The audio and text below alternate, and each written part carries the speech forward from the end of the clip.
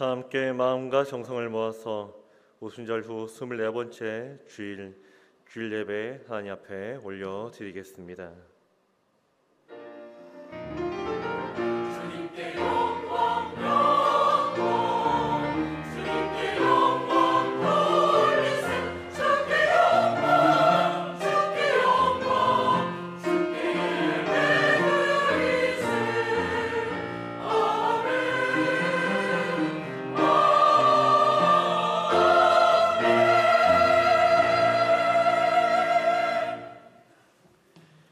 이스라엘의 왕인 여호와여, 이스라엘의 구원자인 만군의 여호와가 이같이 말하노라.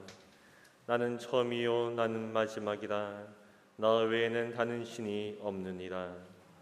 하나님은 영이시니 예배하는 자가 영과 진리로 예배할지니라. 아멘.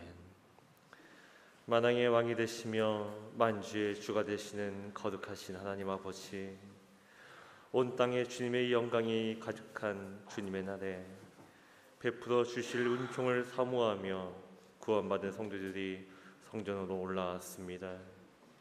지난 한 주간도 크신 사랑과 능력으로 우리의 생명과 건강과 가정을 지켜주셨다가 오늘은 정하신 규례를 따라 예배하는 백성으로 삼아주시니 참으로 감사합니다. 우리의 닫혀있는 눈을 열어주셔서 영광 중에 계신 주님을 뵙게 하시고 닫혀있는 길을 열어주셔서 진리의 말씀을 들을 때 깨닫게 하여 주옵소서. 예배하는 저희의 마음을 활짝 열어주셔서 왕이신 주님과 더불어 신령한 교제를 나누는 복된 예배가 되게 하여 주옵소서. 예수님의 이름으로 기어나옵나이다. 아멘. 다 함께 일어나셔서 찬송가 1장 하시겠습니다.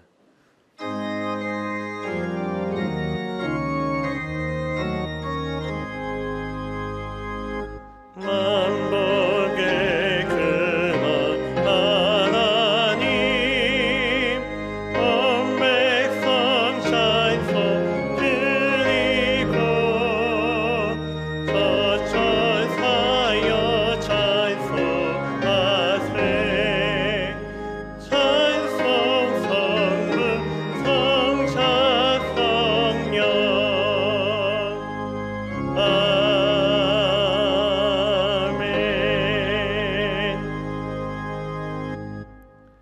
나는 전능하신 아버지 하나님, 전지의 창조주를 믿습니다. 나는 그의 유일하신 아들 우리 주 예수 그리스도를 믿습니다. 그는 성령 잉태되어 동정녀 마리아에게서 나시고 본디오 빌라도에게 고난을 받아 십자가에 못 박혀 죽으시고 장사된 지 사흘 만에 죽은 자 가운데서 다시 살아나셨으며 하늘에 오르시어 전능하신 아버지 하나님 우편에 앉아 계시다가 거기로부터 살아있는 자와 죽은 자를 심판하러 오십니다. 나는 성령을 믿으며 거룩한 공교회와 성도의 교제와 죄를 용서받는 것과 몸의 부활과 영생을 믿습니다. 아멘. 함께 자리에 앉으셔서 찬송가 10장 하시겠습니다.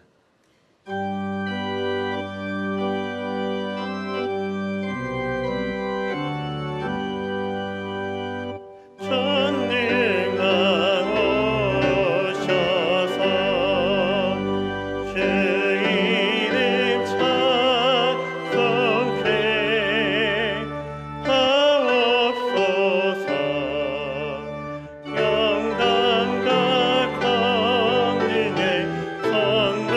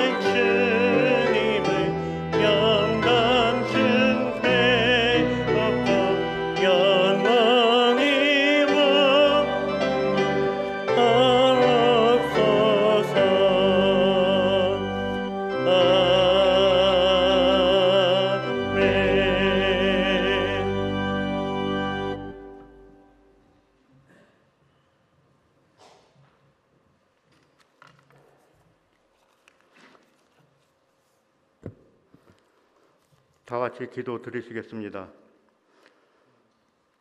상한 갈대를 꺾지 아니하시는 하나님, 꺼져가는 등불은 돋우어서 쓰시는 하나님, 7번씩 70번까지라도 용서하시는 사랑의 하나님 아버지, 그 예수님의 거울에 오늘 우리의 모습을 비춰봅니다. 내세울 것은 보이지 아니하고 숨기고 싶고 가리우고 싶은 부끄러운 모습만이 가득합니다. 그럼에도 불구하고 부족하다 아니하시고 이렇게 불러주셔서 주님 존전에 엎드립니다. 회개하는 심령으로 엎드립니다. 탕자에 돌아오는 심령으로 엎드립니다. 사랑의 하나님 아버지, 저들의 허물을 용서하여 주시옵소서. 불쌍히 여겨 주시고 긍휼과 자비 은혜를 허락하여 주시옵소서. 악한 영들의 무수한 방해 속에서도 너무나도 멋지고 아름다운 하나님 성전을 허락하시고 코로나 전염병과 경제 불황이라는 악조건 속에서도 믿음을 지키고 인내하며 좌로도 우로도 치우치지 아니하게 하셔서 오늘 저들이 여호와를 찬양하는 복을 누리는 참으로 복된 한 해를 주신 하나님 감사합니다.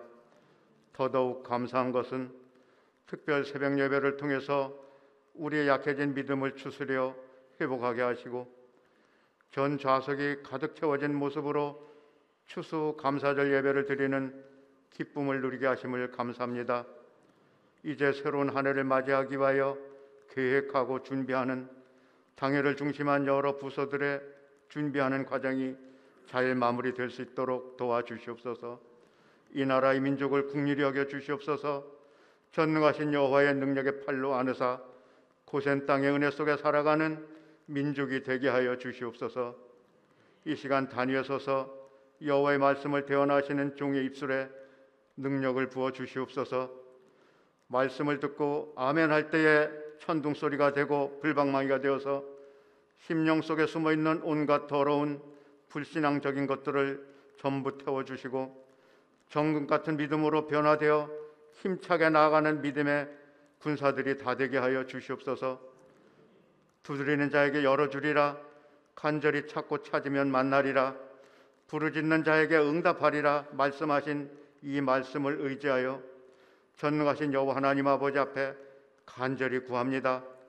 오늘 이 자리에 앉아있는 여러 성도들 중에와 이런저런 사정으로 나오지 못한 성도들 중에는 인간의 능력으로는 어찌해 볼 수 없는 건강치 못한 이들과 경제적인 문제로 막다른 골목 끝에 서서 여호와 하나님 아버지의 불쌍히 여김의 은혜를 간절히 기다리고 있는 우리의 이웃들이 있습니다. 주여 간절히 간구하오니 베데스다 연못가에서 38년 된 병자를 일으키신 그 크신 주님의 능력의 손으로 이들을 일으켜 주시옵소서. 믿습니다. 할렐루야 찬양대에 곡져 있는 기도가 하나님 앞에는 영광이 올라가고 듣는 저들에게는 심령의 문이 열려지는 영혼의 찬양이 되게 하여 주시옵소서. 언제나 우리의 기도를 들어주시고 응답해 주시는 거룩하신 예수님의 이름으로 간절히 기도드립니다. 아멘.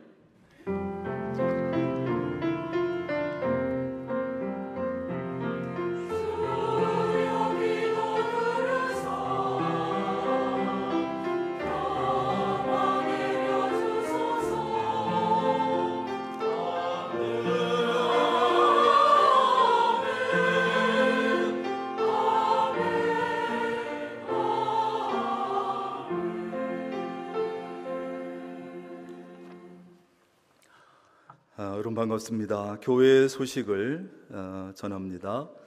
교회 소식 전하기 전에 우리 새로 태어난 아기 등록하면서 축복 기도 먼저 하겠습니다. 최진성 권소연 집사님 딸입니다. 우리 서진이 안고 나오시고 우리 권순대 장로님, 강경자 권사님도 옆에 좀 서시고 기도 같이 하겠습니다. 예, 나오세요. 네, 양옆에 같이 서시죠.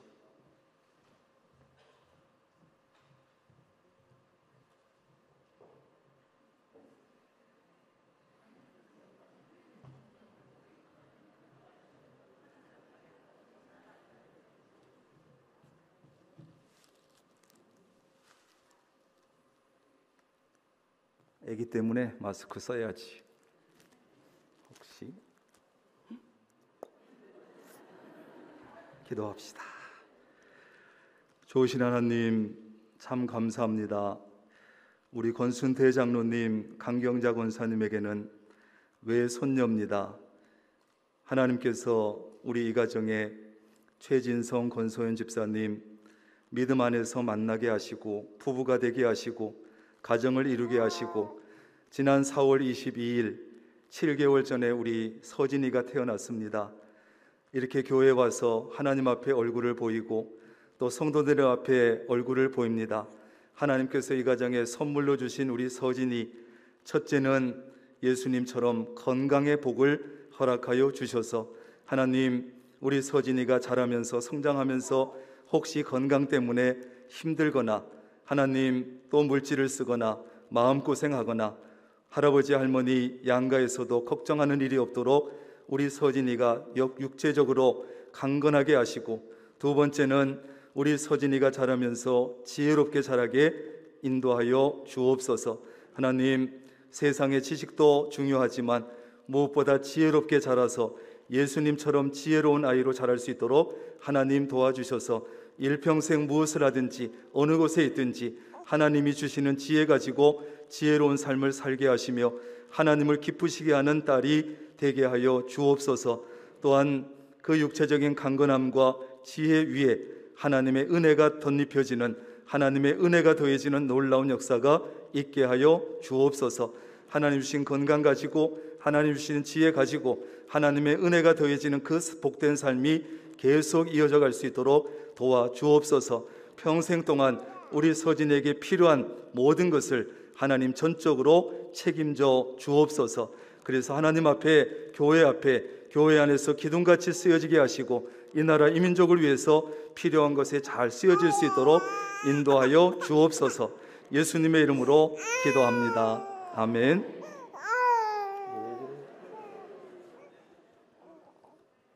막판에 가서 그지?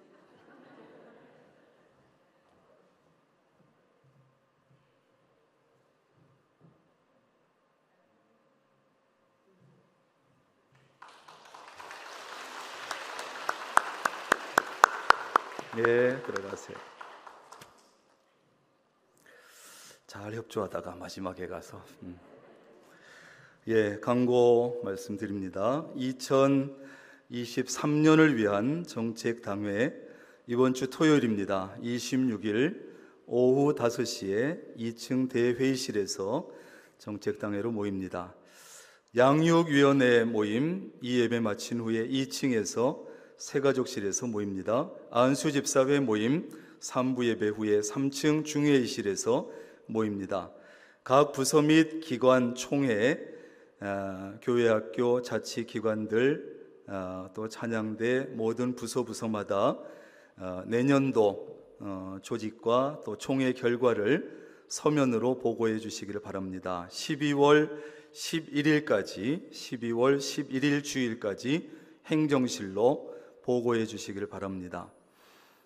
세례교육 주일, 수요일 이렇게 있는데 주일 교육을 3번 받거나 수요일 교육을 3번 받으시면 되는데, 세례 문답은 12월 17일 토요일에 문답하고 세례식은 12월 28일 수요일 저녁에 하도록 하겠습니다. 신청 및 문의는 행정실로 또 교역자들에게 해주시기를 바랍니다. 이슬비 전도 23일 수요일 오전 10시 팀별 전도하겠습니다. 성탄 트리 점등식은 이번 주 수요일 수요 예배 후에 성탄 트리 점등식 하도록 하겠습니다.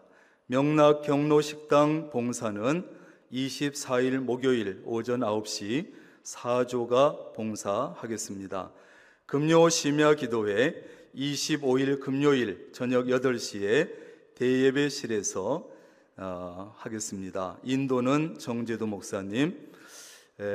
우리가 새벽 기도회를 지난 월요일부터 대예배실에서 하면서 심야와 또 오늘 일부 예배도 대예배실에서 했습니다. 한번 좀 보고 장소를 정하도록 하겠습니다.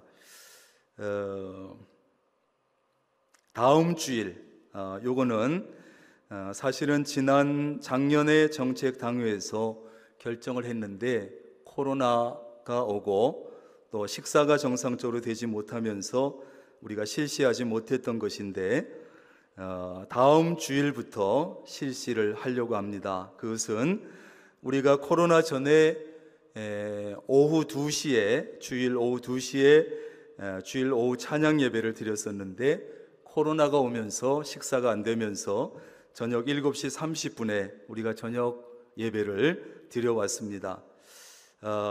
이제 그것을 다음 주일부터는 주일 저녁 예배 7시 30분 드리던 예배를 주일 오후 1시 30분에 주일 4부 예배로 드립니다. 주일 4부 예배로 드리고 그 예배는 젊은이 예배라는 이름으로 예배를 드립니다.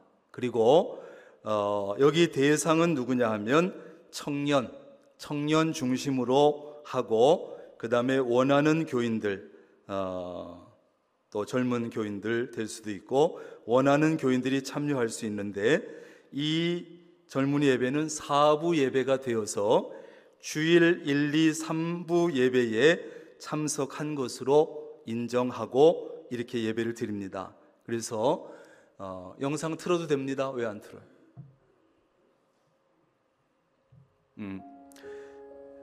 소리는 좀 줄이고, 그래서 이제 주일 4부 예배로 1시 30분에 젊은이 예배를 드리는데 청년들과 또 원하는 교인들이 드리고 주일 예배에 참석한 것으로 이렇게 인정합니다. 그래서 우리 청년들도 많이 참여하시고 또 좀 더 내용이나 분위기나 예배가 좀 내용이 다른 이런 예배니까 여러분들이 보시고 참여하실 분들은 참여하시면 되겠습니다. 이게 이제 홍보 영상을 만든 것인데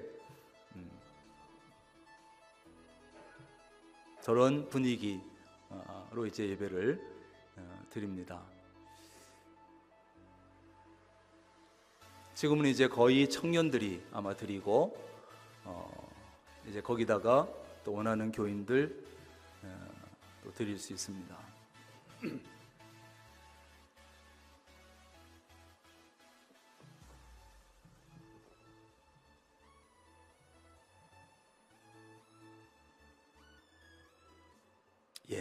감사합니다. 시무 권사님 중에 아직 봉사위원장을 안 하신 분들 중에 봉사위원장 하실 수 있는 분들 하실 분들은 자원을 바랍니다. 말씀해 주시길 바라는데 쉽지가 않습니다. 그런데 내년에는 우리 박숙재 권사님이 해주기로 하셨고 자원해 주셨고 또 그 이후에도 2년 3년 또 모집을 좀 해두려고 합니다. 그래서 내년 이후에 봉사위원장 봉사하실 분은 말씀해 주시기를 바랍니다. 2023년 강단 꽃꽂이 하실 분들도 행정실 앞에 보시면 게시판에 빈칸이 준비되어 있습니다. 거기에 이름을 써주시는데 거기 어떤 주에 보면 특별한 주일은 이름이 옅은 글씨로 쓰여져 있습니다. 그래서 특별한 그런 주일에 하고 싶은 분들은 고를 때 신청하시면 되고 또 본인의 개인적인 생일이나 칠순이나 팔순이나 여러 가지 결혼이나 좋은 일들이 있을 때 하실 수 있습니다. 일려전도회에서 아마 1년 결산하고 하신 것 같은데 100만 원을 건축 헌금으로 해 주셨습니다. 우리 일려전도회는 이것 아니라도 이런저런 일들로 또 건축 헌금 위해서 힘써 주시는데 또 이렇게 현금으로 해 주셨습니다. 감사를 드리고 강정임 권사님은 주방에 위생복과 양말을 또 해 주셔서 감사하고요. 여전도의 구판장 여러 가지 품목들이 적혀 있습니다만 오늘도 살펴보시고 필요한 것을 구매하시면 되겠습니다. 오병이어 헌금 작정은 현재까지 458명이 588구자까지 작정되어 있습니다. 다음 주는 성탄을 앞두고 지키는 절기, 대림절기 첫 주일입니다. 그래서 성탄절까지 진행이 되고 그 다음 날부터 대림절 기간에 여러분이 각자 개인적으로 묵상할 수 있는 묵상 자료를 문자로 발송해 드립니다. 그래서 개인적으로 받으셔서 하루하루 그날그날의 묵상 자료로 묵상해 주시고 봐서 혹시 제가 그 같은 본문을 가지고 새벽에 설교할까 이런 생각도 가지고 있습니다. 우선은 그렇게 아시고 개인 묵상 자료 받으시면 됩니다. 강단 꽃꽂이 오한근 집사님, 정절미 집사님 해 주셨습니다. 지난주에 우리가 총출석 주일 하면서 9분이 등록하셨는데 기도해 주시기를 바랍니다. 이상입니다.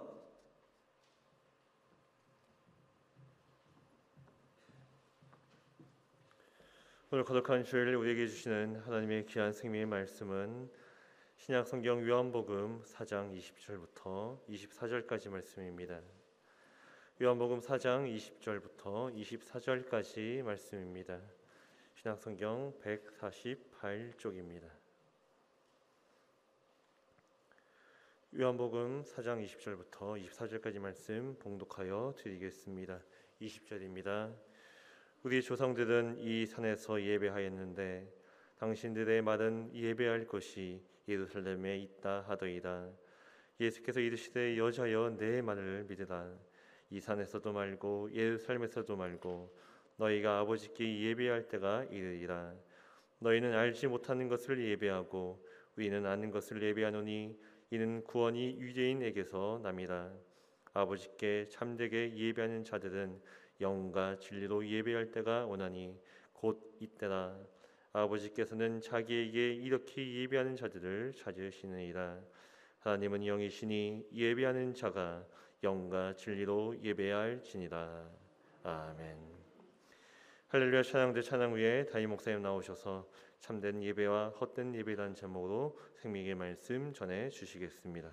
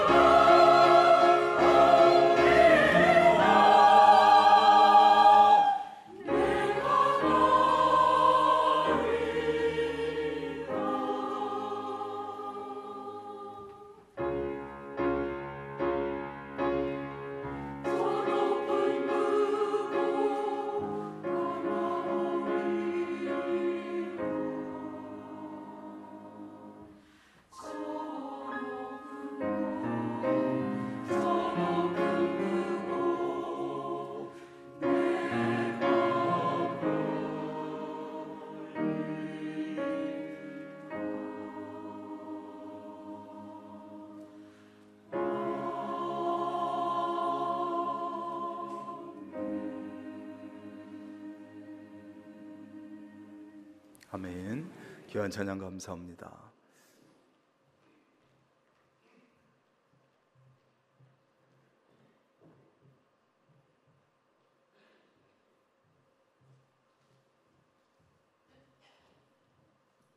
기도하겠습니다.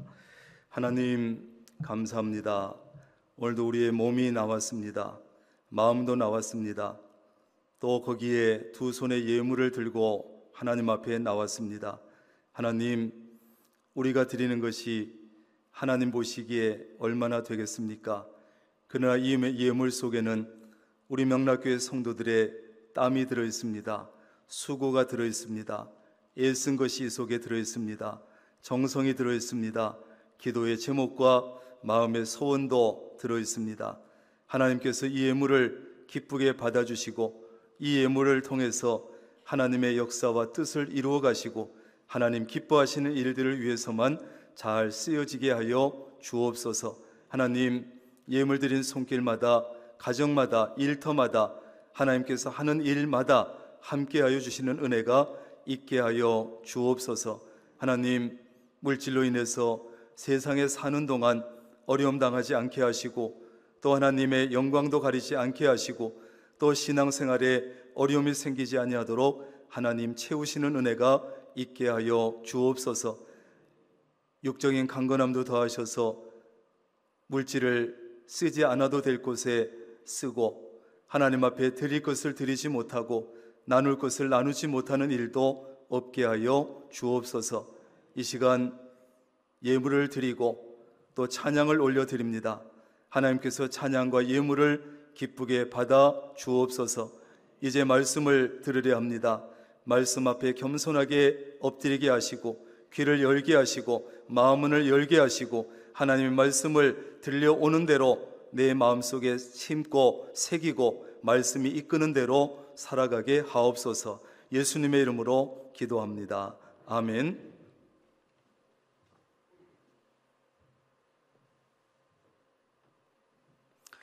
어떤 성도가 우연히 어느 교회 예배에 참석해가지고 목사님의 설교의 은혜를 많이 받았습니다.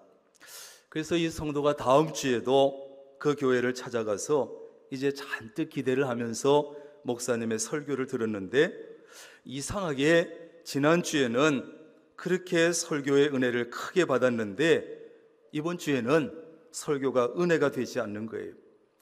그래서 목사님에게 예배 마치고 물어봤습니다. 목사님, 지난주에 제가 이 교회에 와서 목사님의 설교를 통해서 큰 은혜를 받았는데 이상하게 오늘은 전혀 은혜를 받지 못했습니다. 왜 그럴까요? 그랬더니 목사님이 깔끔하게 대답해 주셨습니다. 지난주에는 성도님이 하나님을 만나러 오셨는데 이번 주에는 저를 만나러 오셨기 때문에 그렇습니다. 그렇게 얘기했더래요. 오늘 여러분은 예배 드리는 이 자리에 누구를 만나러 오셨습니까? 하나님을 만나러 왔습니까? 저를 만나러 왔습니까? 혹은 다른 교인들을 만나러 왔습니까? 하나님을 만나러 오신 분들은 역시 설교의 은혜를 받을 것이고 혹시 저를 만나러 오셨거나 목사에게 출석한 거 보여주려고 오셨거나 다른 사람들을 만나러 오신 분들은 별로 은혜를 받지 못할 수도 있습니다. 왜냐하면 예배는 하나님을 만나는 자리고 예배 시간은 하나님을 만나는 시간이기 때문에 그렇습니다. 오늘 여러분 모두가 이 예배를 통해서 하나님을 꼭 만나고 가실 수 있기를 바랍니다. 예배를 통해서 하나님을 만나려면 하나님께서 받으실 만한 그런 예배를 드려야 합니다. 그렇다면 여러분, 하나님께서 받을 만한 예배가 아닌 예배가 있다면 하나님께서 받지 않으시는 그런 예배, 헛된 예배는 어떤 예배일까요? 예배는 하나님께 드리는 것인데 하나님께서 받지 않으신다면 그 예배는 헛된 예배가 될 수밖에 없습니다. 장로의 신학대학교 예배와 설교학을 가르치는 교수님이 있는데 주승준 교수님이 헛된 예배 5가지 종류를 말한 적이 있어요.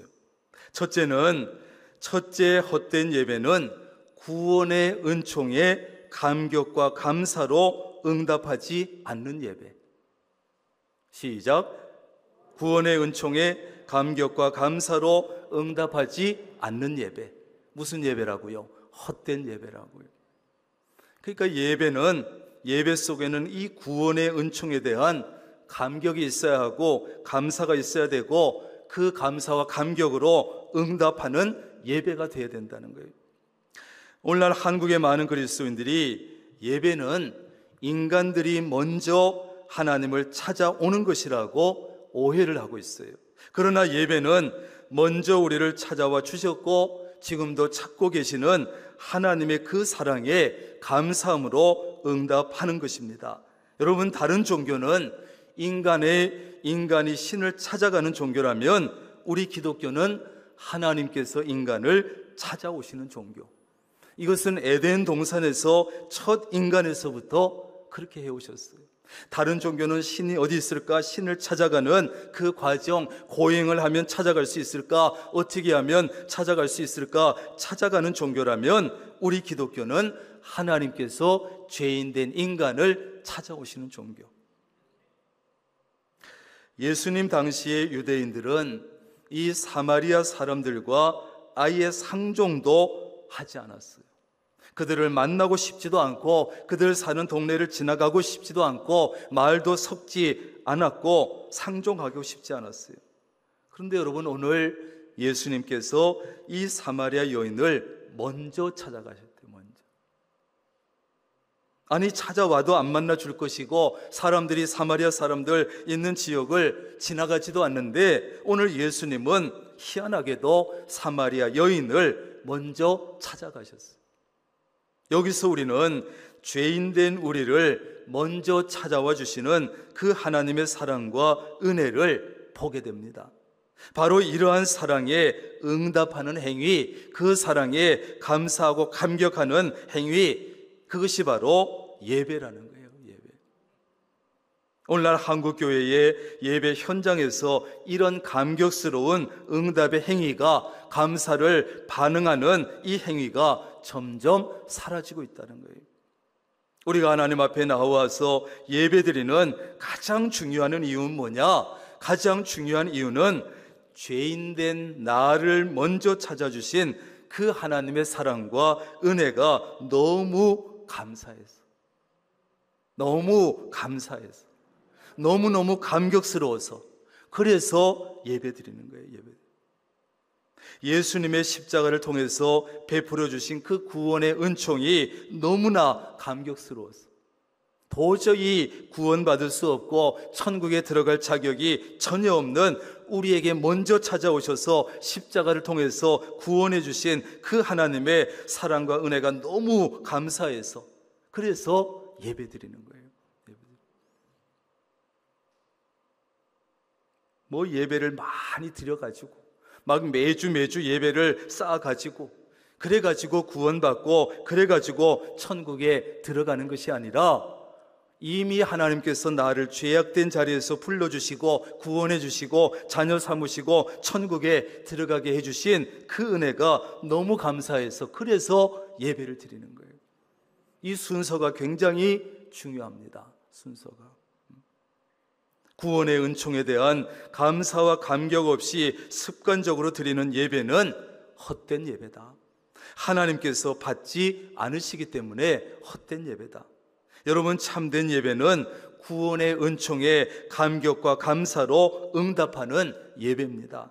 두 번째로, 헛된 예배는 항상 예배를 통해서 뭔가를 받으려고만 하는 예배. 따라합니다. 항상 뭔가를 받으려고만 하는 예배. 그 예배가 무슨 예배다? 헛된 예배다. 우리는 하나님의 복을 받아내려고 하는 그런 우리 인간의 행위를 예배라고 생각하기 쉬워요. 예배 가서 예배드리고 복을 받아야지. 많은 한국의 그리스도인들이 뭔가를 받으려고, 뭔가를 받기 위해서 교회에 와서 예배를 드려요. 그러나 이것은 진정한 예배는 아니다. 예배는 하나님께 감사함으로 나를 드리는 것이지 무엇을 받는 것이 아니기 때문에 우리가 반드시 알아야 할 것은 복을 받기 위해서 예배 드리는 것이 아니라는 것이에요. 사실은 복을 받았기 때문에 그것이 너무 감사해서, 은혜가 감사해서 예배를 드리는 것이다. 구원의 은총을 베푸신 하나님께 감사와 감격으로 예배 드리러 나오는 것이지 복을 받기 위해서 나오는 것이 아니라는 것이에요. 이미 하나님께서는 우리를 구원하시기 위해서 모든 것을 다 주셨어요.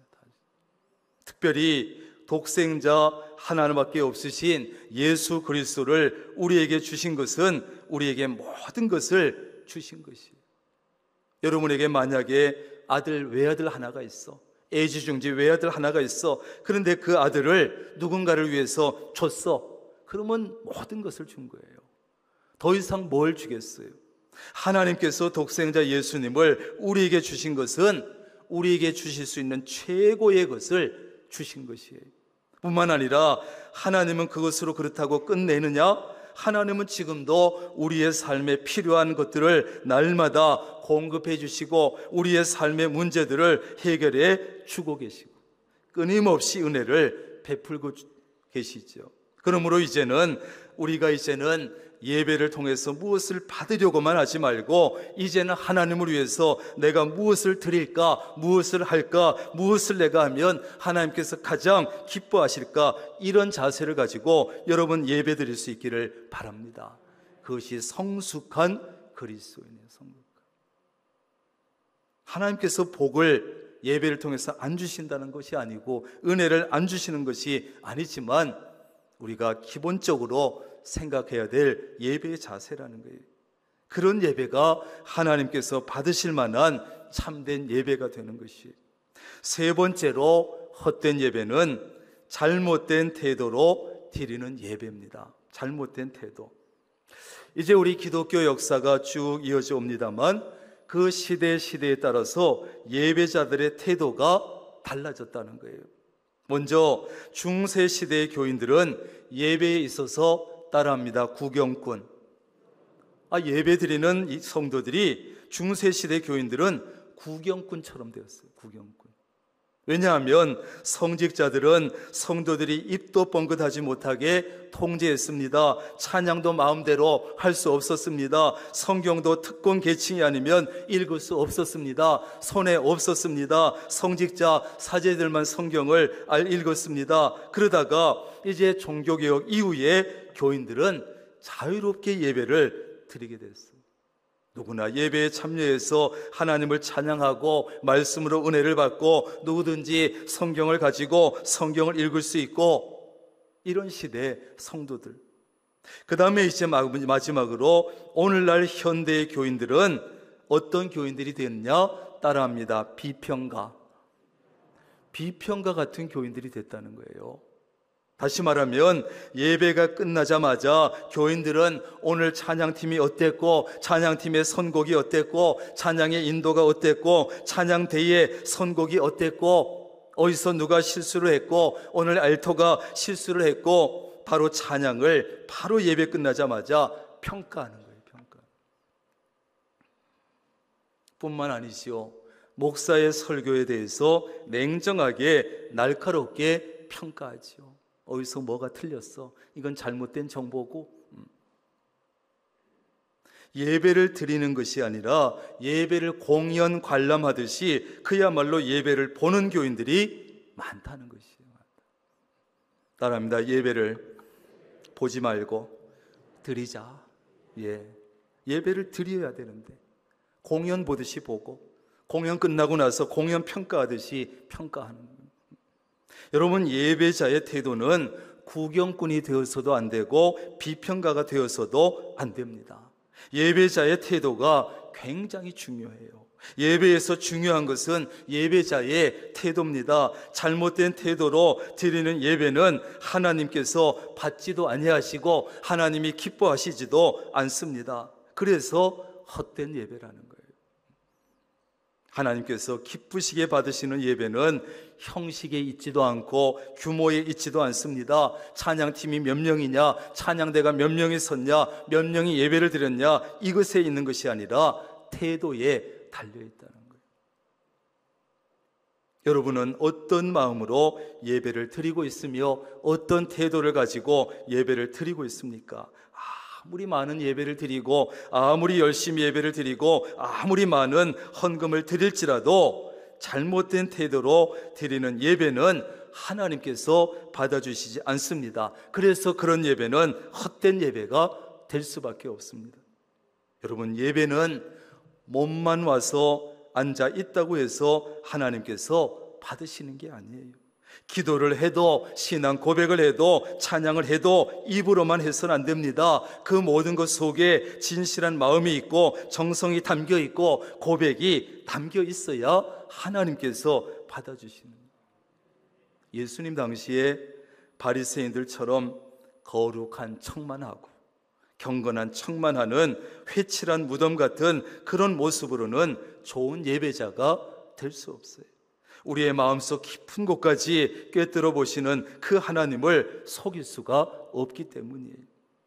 헌금을 드릴 때는 금액 자체는 문제가 되지 않습니다. 중요한 것은 마음입니다. 자세입니다. 사람들에게 보여주기 위해서 드려서도 안 되고 자랑하기 위해서 드려서도 안 되고 인색한 마음으로 드려서도 안 되고 헌금을 장사하듯이 사업하듯이 투자하듯이 그렇게 해서도 안 됩니다.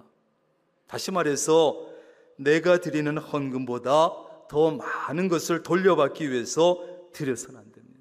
하나님, 내가 요만큼 드리니까 이자 붙여주세요. 2배로 주세요. 3배로 주세요. 마치 하나님을 투자의 대상으로 삼는 것처럼 그렇게 헌금을 들어서는 안 된다. 여러분, 하나님은 투자의 대상이 아니라 감사의 대상입니다. 시작. 하나님은 투자의 대상이 아니라 감사의 대상이다. 분명해야 돼요. 하나님하고 장사하려고 해서는 안 돼요. 하나님께 투자하려고 해서도 안 돼요. 우리는 그저 내 정성을 담아서 감사할 뿐이고 하나님께서 그것을 받으시고 정성을 보시고 2배를 채우시든 10배를 주시든 1000배를 주시든 그건 하나님의 소관에 달려있는 거예요. 여러분, 설교를 들을 때는 올바른 자세로 들어야 합니다. 그 중에 가장 기본적이고 중요한 자세는 뭐냐? 설교자가 인간이지만 설교자가 선포하는 말씀은 인간의 말이 아니라 하나님의 말씀으로 듣는 자세. 이것이 가장 중요해요. 가장 중요한 이 기본 자세만 가지게 되면 말씀을 듣는, 설교를 듣는 다른 자세들은 저절로 달라지는 거예요. 하나님께서 말씀하시는데 여러분 집중하지 않을 수 있습니까? 주보에 낙서하면서 들을 수 있습니까? 주보에 오자 찾으면서 들을 수 있습니까? 졸면서 들을 수 있습니까? 시계 보면서 들을 수 있습니까? 삐딱하게 앉아서 팔짱 끼고 들을 수 있겠습니까? 설교는 설교자를 통해서 하나님께서 말씀하신다는 이 한 가지 사실만 기억하면 올바른 자세가 그냥 잡혀지게 되어 있어요. 하나님은 영적인 존재입니다. 그러므로 예배는 영으로 드려야 합니다. 성령님과 함께 드려야 합니다. 성령의 인도하심에 따라 드려야 합니다. 육적인 예배가 아니라 영적인 예배를 드려야 합니다. 인간은 육적인 존재이면서 영적인 존재로 되어 있어요. 그래서 나의 몸이 예배 드리는 자리에 오지만 나의 영으로 영적인 예배를 드리는 것이에요. 그래야 영이신 하나님을 기쁘시게 할 수 있어요.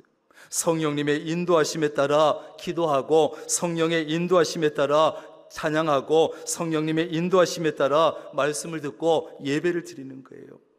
우리가 알아야 할 것은 예배를 드리는 우리의 몸과 마음의 자세가 올바르지 않으면 그 예배는 하나님께 연락될 수 없다는 사실. 안타깝게도 그런 예배는 시간도 쓰지만 돈도 쓰지만 헛된 예배가 될 수밖에 없다는 사실. 네 번째로 헛된 예배는 따라합니다. 두 마음으로 드리는 예배. 구약 성경에 보면 하나님께서 이스라엘 백성이 마음으로는 하나님에게서 멀리 떠나 있으면서 그냥 형식적으로 예배드리고 형식적으로 제물만 드린다고 여러 번 책망을 하셨어요. 하나님께서 나중에는 이제 그런 예배는 싫다, 내가 그런 예배 제사는 질린다, 그만 드려라, 받지 않겠다, 나는 너희들의 그 제사 태우는 냄새가 싫다, 그 정도로 하나님께서 제사를, 예배를 책망하셨어요.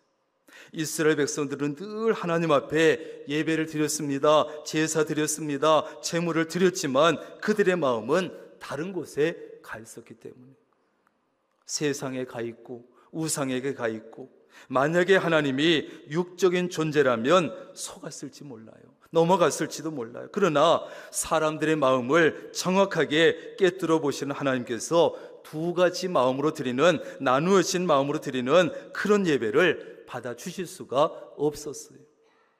그래서 두 마음으로 드리는 이 예배는 헛된 예배입니다. 예배 드릴 때는 마음이 하나님께 집중돼야 됩니다. 예배 속에 집중돼야 합니다. 몸은 예배 자리에 와 있지만 마음은 다른 곳에 가 있으면 안 됩니다. 몸은 교회에 와 있는데 마음은 집에 가 있고, 가게에 가 있고, 일터에 가 있고, 골프장에 가 있고, 돈에 가 있고, 애들한테 가 있고, 예배 마치고 갈 곳에 가 있으면 안 된다는 거예요. 눈은 목사를 쳐다보고 있는데 마음은 나뉘어져 가지고 온갖 곳에 다 흩어져 가 있어. 예배 끝나고 장례식장 가야 되는데, 결혼식장에 가야 되는데, 오늘따라 목사님 왜 이렇게 설교가 긴가? 몸도 예배 드리는 자리에 와 있어야 되지만 마음도 예배에 집중되어 있어야 합니다. 하나님께 온전히 집중되어 있어야 합니다. 그런 예배자가 좋은 예배자고, 그런 예배가 참된 예배가 됩니다. 과연 우리는 예배 시간에 마음이 예배에 집중되어 있는가? 정말 마음이 하나님께 가까이 와 있는가 돌아봐야 돼요. 사실 우리는 예배드리는 현장에서 나누어진 마음을 가지고 예배를 드릴 때가 많아요. 예배에 집중해야지, 하나님께 집중해야지, 그런 마음을 가지고 예배 자리에 왔지만 예배를 드리다 보면 어느새 눈이 다른 곳에 가고, 자세가 흐트러지고, 마음이 자꾸 나뉘어지고, 여러 가지 생각들로 마음이 나뉘어지고, 그래서 예배에 집중하지 못하고 마음이 하나님을 향하지 못하고, 나의 예배가 헛된 예배가 되지 않고 참된 예배가 되기 위해서는 온 마음이 예배에, 하나님께 여러분 집중되어야 합니다. 집중되어야 돼요. 마지막으로 헛된 예배는 따라합니다. 삶이 따르지 않는 예배. 다시 말하면 행함이 따르지 않는 예배예요. 교회는 모이는 교회도 중요하지만 흩어지는 교회도 중요하고, 예배도 마찬가지로 모여서 드리는 예배도 너무나 중요하지만 세상에 흩어져서 드리는 삶의 예배가 너무너무 중요한 거예요. 따라합니다. 삶의 예배. 물론 모여서 드리는 이 예배를 잘 드려야 세상에 흩어져서 드리는 삶의 예배도 잘 드릴 수가 있어요. 삶이 따르지 않는 예배, 행동이 따르지 않는 예배는 헛된 예배다. 삶의 예배는 예배를 마치고 여러분이 저 문을 열고 세상에 들어가는 순간에 시작이 돼요. 삶이 따르는 예배, 행함이 따르는 예배가 되기 위해서는 회개하는 마음으로 예배를 드려야 돼요. 예배를 통해서 죄의 문제가 반드시 해결되어야 하기 때문에 그래요. 여러분, 회개는 후회가 아닙니다. 회개와 후회는 차원이 다릅니다. 그런데 예배 드리러 와서 내가 왜 그랬을까? 며칠 전에 왜 그랬을까? 지난 한 주간 왜 그렇게 살았을까? 실컷 후회만 하고 가면 그건 아무 소용이 없어요. 진정한 회개가 있어야 합니다. 그리고 진정한 용서가 있어야 합니다. 회개하는 마음으로 예배를 드려야 합니다. 지난 한 주간 살면서 지은 모든 죄를 하나님 앞에 쏟아놔야 합니다. 손으로 지은 죄, 말로 지은 죄, 발로 다니면서 지은 죄, 생각으로 마음으로 지은 죄까지 진심으로 회개하고 하나님께 정말 용서받아야 합니다. 그런데 여러분, 교회를 일주일에 한 번씩 목욕탕에 가서 때를 씻어내듯이 그렇게 생각해서는 안 됩니다. 우리는 살아가면서 전혀 죄를 짓지 아니하고는 살 수 없는 존재예요. 그러나 일주일 동안 실컷 신나게 죄짓고 교회에 와서 회개하고 용서받았다 하면서 다시 또 세상에 나가서 실컷 신나게 죄짓고 다시 다음 주에 교회에 와서 쉽게 회개하고 쉽게 용서받았다고 그것을 너무나 쉽게 반복하는 사람들이 많이 있어요. 여러분, 회개와 용서를 그렇게 쉽게 싸구려로 생각해서는 안 돼요. 회개는 가던 길에서 완전히 돌아서는 거예요. 유턴하는 거예요. 그것이 진정한 회개입니다. 그러므로 회개와 용서를 너무 쉽게 생각하지 말고 정말 회개하고 정말 용서받았으면 어떻게 하든지 같은 죄를 반복하지 않기 위해서 노력해야 되고 뼈를 깎는 노력을 해야 합니다. 그것이 따라가지 않으면 안 돼요. 오늘 예배 잘 드렸다. 그리고 저문을 나가는 순간 다 잊어버리고 삶이, 행동이 따르지 않으면 헛된 예배가 되는 거예요. 여러분의 예배는 어떻습니까? 하나님께서 받으실 만한 예배입니까? 여러분이 드리는 예배는 참된 예배입니까? 아니면 헛된 예배입니까? 왜 우리의 예배 속에는 감격이 없을까요? 왜 우리가 예배는 열심히 드리는데 어느 나라보다 예배를 많이 드리는데 삶이 변화되지 않을까요? 우리나라보다 예배 많이 드리고 열심히 드리는 나라가 어디 있습니까? 그런데 성도들의 삶이 안 변하는 거예요. 그 원인이 누구에게 있습니까? 하나님에게 있습니까? 아니면 예배자로서 하나님 앞에 서 있는 나에게 있습니까? 우리 그리스도인들에게 있어서 예배는 너무너무 중요한 거예요. 모이는 예배도 중요하고 삶의 예배도 중요하고, 그래서 무엇과도 바꿀 수 없고 어떤 시간과도 바꿀 수 없어요. 절대 바꿔서는 안 됩니다. 내 자신도 예배에 철저해야 되지만 자녀들에게도 예배 교육은 철저히 해줘야 합니다. 어느 가정이 있었는데 이 가정은 너무 가난해서 그저 날마다 끼니를 걱정해야 될 정도로 가난했어요. 그런데 또 애들은 얼마나 많은지 8남매가 됐어요. 참 희한하지요. 흥분의 집처럼 가난한 집은 애가 많아. 그런데 이 8남매의 어머니는 자녀들에게 신앙교육 하나는 철저하게 시켰어요. 동이 트면 애들 다 8남매 깨워가지고 먼저 가정예배 드리고 가정예배 마치면 또 교회 새벽기도에 가기 위해서 애들 다 데리고 가는 거예요. 어느 추운 겨울날 새벽기도에 가던 엄마와 자녀들이 가다가 강을 건너다가 물에 빠져버렸네. 옷이 얼 정도로 추웠는데 엄마는 집으로 애들 데리고 와서 애들 옷만 갈아입혀가지고 다시 교회에 새벽기도로 데려갔어. 너무하잖아요. 요즘 같으면 정말 아동학대라고 해서 누가 신고했을지도 몰라요. 그러나 이 8남매는 이 어머니를 통해서 삶에서 가장 중요한 것이 무엇이고 어떻게 기도를 해야 되고 어떻게 예배를 드려야 되는지 확실하게 배웠던 거예요.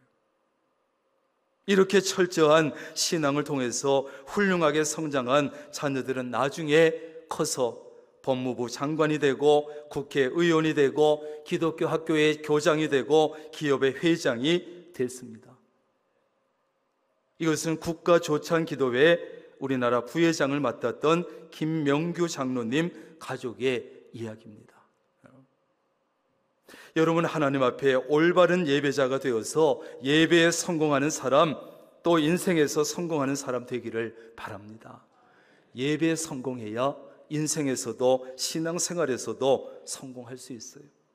여러분의 예배는 구원의 은총에 감사하고 감격하는 예배, 받으려고 하기보다 뭔가 드리려고 하는 그런 예배, 올바른 태도로 드리는 예배, 하나님께만 집중하는 예배, 삶이 따르는 참된 예배를 드려서 신앙생활에서도 인생에서도 성공할 수 있기를 주님의 이름으로 축원합니다. 기도하겠습니다.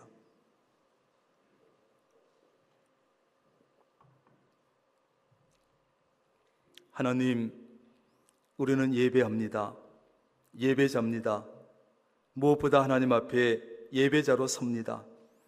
우리는 일주일에 한 번, 두 번, 세 번 혹은 10번 가까이 예배를 드리는데 하나님께서 나를 보실 때, 하나님께서 우리를 보실 때 어떤 예배자입니까? 우리의 예배는 하나님께서 받으실 만한 참된 예배입니까? 아니면 시간도 돈도 쓰지만 헛된 예배는 혹시 아닙니까? 오늘 말씀을 통해서 내 자신을 냉정하게 돌아보게 하셔서 혹시라도 헛된 예배를 드리고 있었다면 참된 예배로 나아갈 수 있는, 가까이 갈 수 있는 우리 모두가 되게 하여 주옵소서. 내 자신도 내 자녀들도 철저히 신앙교육, 예배 교육을 시켜서 예배에 성공해서 인생에서도 신앙생활에서도 승리하고 성공하는 우리 모두가 되게 하옵소서. 예수님의 이름으로 기도합니다. 아멘.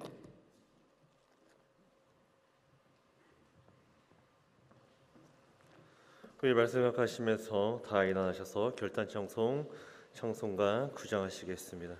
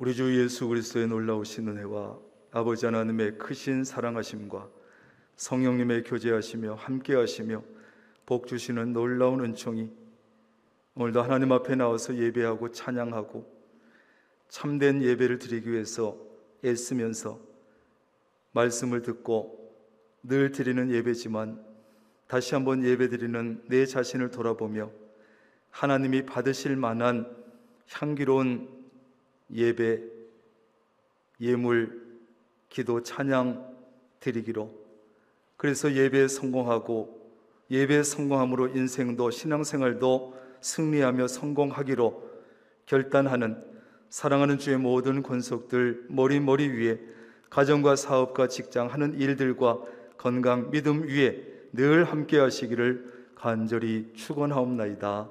아멘. 주님을